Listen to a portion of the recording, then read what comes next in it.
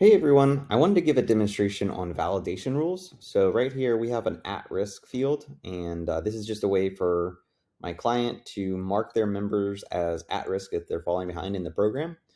And what they want is for anyone to be able to check it, but they only want some people to be able to uncheck it. So right now we can do that. There aren't any restrictions.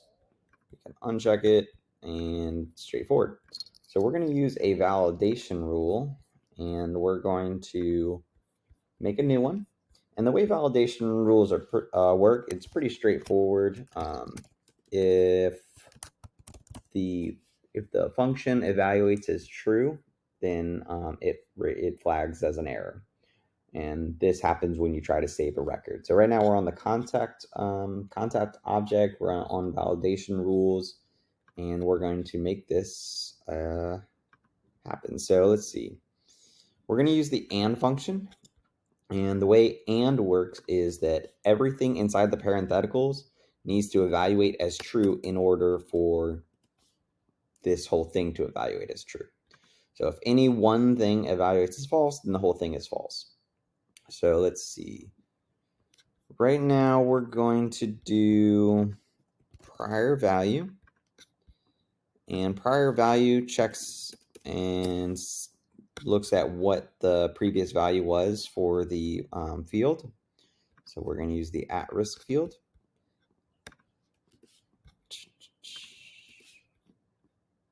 And since the field we're using is a basic true, checked or unchecked, basically checked is true, unchecked is false. And so prior value is unchecked, then this will return false. Prior value was checked, then this will return true. So that's how that works. And then the second one we're going to do is changed. Insert. Let me clean this up. And then we'll do the same field.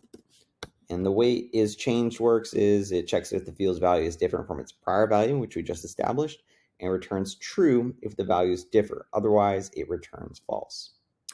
So let us put in at risk one more time, and we'll finish this off by checking the syntax and putting in an error code. There's no errors found. Can't uncheck. All right. So now we have that. We want to mark this, save it. So you can see it still lets us save it as at risk, but when we try to unsave it or uncheck it, it returns you can't uncheck. We hit that error. And like I said, we want some people to be able to bypass it. So in order to do that, we need to first create a custom permission that we will be able to put inside of the validation code. And we need to put this inside a permission set. So we're going to make a new permission set. All right. Don't mind the arbitrary naming conventions. And then we need to find our custom permission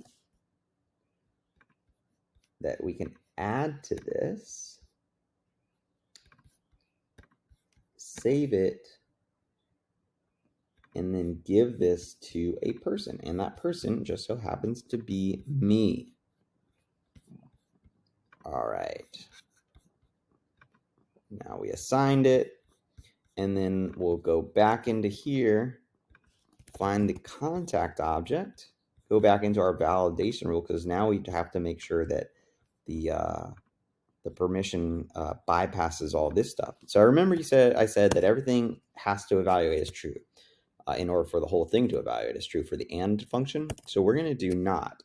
Not is a function that makes true things false and false things true. And now we're going to make our permission, which we can now find here, firepower. Basically, if you have this permission set, that'll evaluate as false, making this whole thing false. Likewise, if you don't have it, then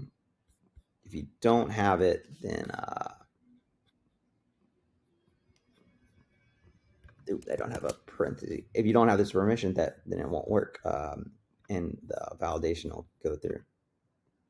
Boom! I can now uncheck it because I have that